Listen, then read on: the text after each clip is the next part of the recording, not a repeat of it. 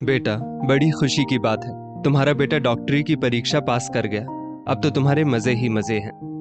निर्मला जी ने फोन पर अपनी बड़ी बेटी से कहा, माँ, अभी तो आरव ने बस परीक्षा पास की है। अभी डॉक्टर बनने में उसे बहुत समय लगेगा।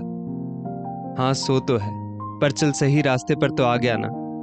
इतना कह निर्मला जी ने फोन रख दिया। फोन रखने के बाद निर्मला जी फिर उदास हो गई कि एक आशा की किरण जगी थी, वो भी क्षीण हो गई।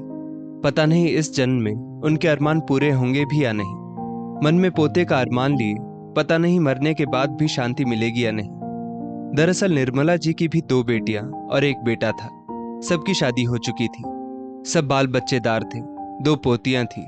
इससे उनको जरा भी दुख नहीं था, बल्कि उनके कष्ट का कारण यह था कि उनके बेटे ने साफ कह दिया था कि अब वो भविष्य में कभी तीसरा बच्चा नहीं करेगा, जबकि वो चाहती थी कि एक पोता हो जाए किसी तरह। बेटा तो किसी भी प्रयास से ना माना, पर बहू को उन्होंने समझाते समझाते राजी कर लिया। पर उसकी एक ही शर्त थी कि वो तीसरा बच्चा तभी करेगी जब उसे किसी डॉक्टर से पक्का आश्वासन मिल जाएगा कि गर्भ में लड़का ही है। निर्मला जी ने हामी तो भर दी थी, पर कुछ ही दिनों में उन्हें एहसास हो गया था कि शायद एक बार को भगवान भी मिल जाए, पर ऐसा डॉक्टर ढूंढना मुश्किल है जो उन्हें सब सही सही बता दे। एक डॉक्टर ने तो उनकी बात सुनते ही उनकी उम्र का लिहाज ना करते हुए उन्हें गेट आउट कर दिया। तब से किसी डॉक्टर से सीधे सीधे पूछना बंद कर दिया था उन्होंने। अब उन्हें एक ही आस थी कि किसी तरह कोई परिचित या परिचित के परिवार में कोई ऐसा डॉक्टर मिल जाए जो उन्हें आश्वस्त कर दे। पर दिन बीतते जा रहे थे, लेकिन कुछ नहीं हो रहा था। सुबह बड़ी बेटी की सास का फोन आया था, तो बातों बातों में पता चला कि उनके नवासे ने डॉक्टरी की परीक्षा पास कर ली है। तो बड़े अरमानों से उन्होंने बेटी को फोन लगाया, पर बात करने के बाद उनके जुड़ते अरमान फिर से टूट गए। उनकी इस बात से उनकी सारी सहेलियां भी परिचित हो चुकी थी, और वो सब भी अपने स्तर पर ऐसे डॉक्टर को ढूंढने में लगी थी। एक दिन उन्हें खुशखबरी मिल ही गई जब उनकी दोस्त देवकी ने उन्हें फोन किया, निर्मला, तेरी भगवान ने सुन ली। मैं शादी में गई थी ना अपनी बेटी के ससुराल। उसके जेठ के लड़के की शादी में माँ उस लड़के की भाभी ही डॉक्टर निकली, और तुझे पता है वो वही डॉक्टर है जिसकी तुझे तलाश है। रेडियोलॉजिस्ट, मतलब अल्ट्रासाउंड करने वाली। वाह, ये तो सोने में सुगंध वाली बात है देवकी। तूने बात की उनसे? तभी तो फोन किया तुझे। बात ही नहीं बल्कि अपॉइंटमेंट भी ले ली है तेरी तरफ से। कल बुलाया है उन्होंने तुझे, साथ में मुझे भी आने कहा है। शायद कंफर्म करना चाहती होंगी। तुझे तो पता है ना आजकल कानून कितने सख्त हो चुके हैं, उस पर से ऐसे डॉक्टरों पर जासूस भी लगे होते हैं ना।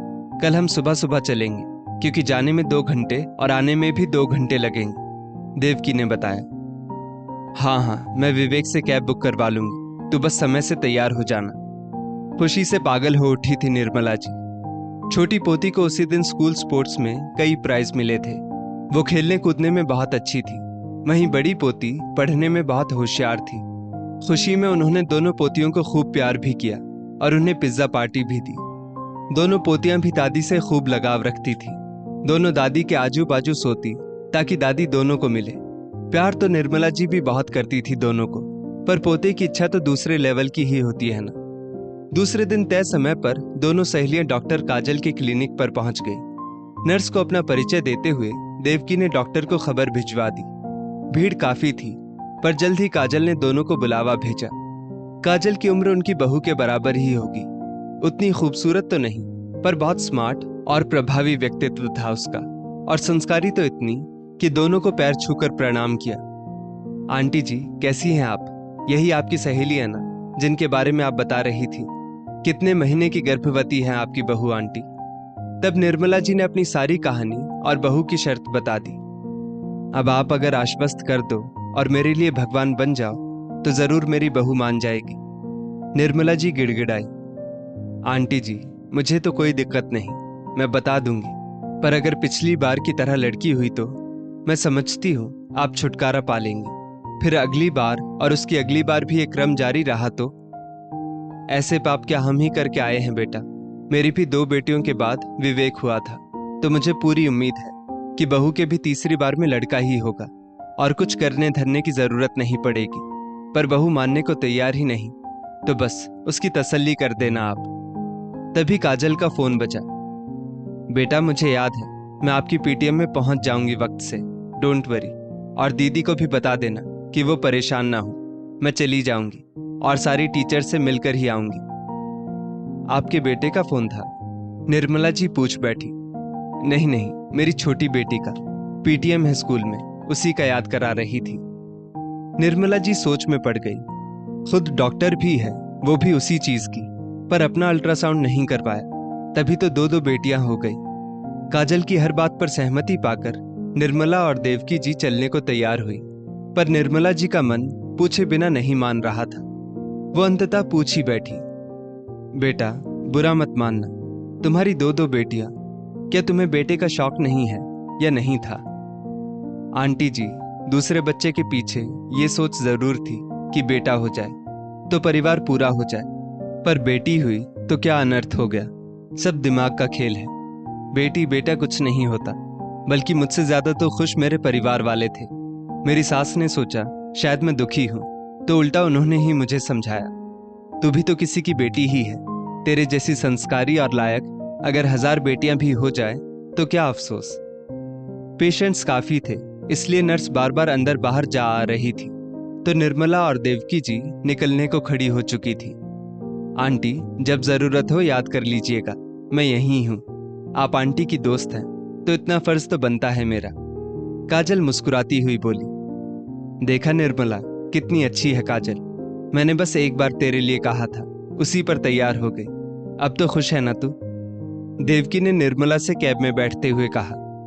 खुश हूं, बहुत खुश हूं देवकी, पर काजल के तैयार होने से नहीं, उसकी बातों से मेरी आंखें खोल देने से। भगवान ने इतनी प्यारी पोतियां दी हैं, फिर भी अनदेखी अनजानी तृष्णा में डूबी हुई हो। कल रात अपनी पोतियों की उपलब्धि देख मन कर रहा था कि कह दूं आज, तूने मेरा सिर ऊंचा कर दिया, पर कह नहीं पाई, सोचकर कि सिर ऊंचा तो बेटों की उपलब्धियों पर होता है ना। पर काजल और उसकी बेटियों के बारे में जानकर मेरा भ्रम टूट गया। अब से खूब हौसला बढ़ाऊंगी अपनी बच्चियों का, ताकि उनका मनोबल बढ़ता रहे और कल को अपनी सफलता में वो अपनी दादी का नाम भी शामिल करे। कुछ देर से सोच में डूबी निर्मला जी का चेहरा अब सच में खुशी से खिल उठा था।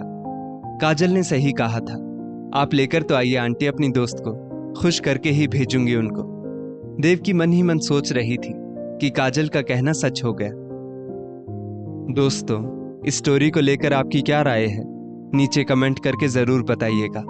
और ऐसी ही और भी बेहतरीन वीडियोस के लिए हमारा पेज जरूर फॉलो करें। धन्यवाद।